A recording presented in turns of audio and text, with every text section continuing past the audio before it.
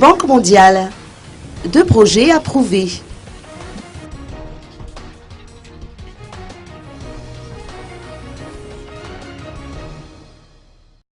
Le conseil d'administration du groupe de la Banque mondiale a approuvé hier 2 projets pour un total de 95 millions de dollars. Au cours d'une rencontre avec la presse, Mark Lundell, directeur des opérations pour Madagascar, Mozambique, Maurice, Comores et Seychelles, a indiqué que cette aide financière renforce l'appui qui a déjà été apporté par le groupe de la banque à la Grande Île. Selon Coralie Gevers, directeur des opérations pour Madagascar, ces 2 projets tendent à soutenir les efforts de Madagascar pour améliorer la fourniture de services publics et stimuler la création d'emplois.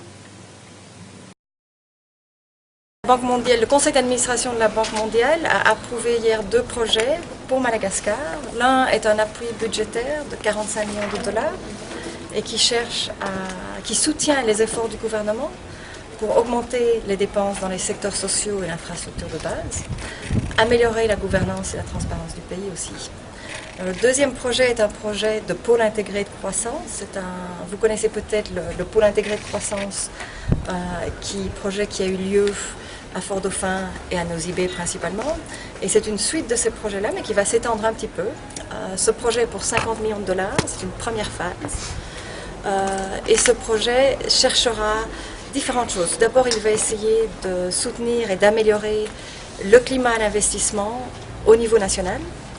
Ensuite, il aura des actions ciblées dans 3 régions, à savoir la région d'Anous, de Diana et Atsimo. Comment est-ce qu'on dit cette région?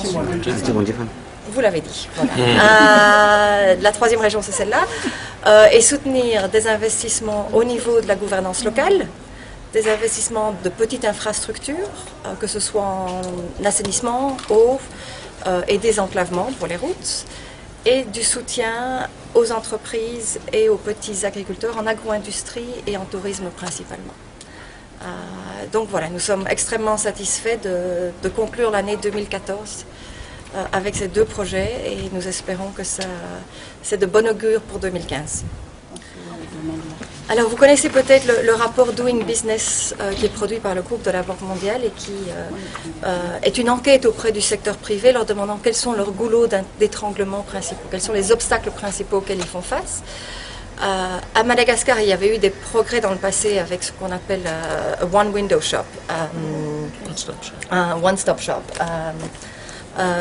qui est un guichet unique à Madagascar. Donc il y a le DBM qui a déjà commencé.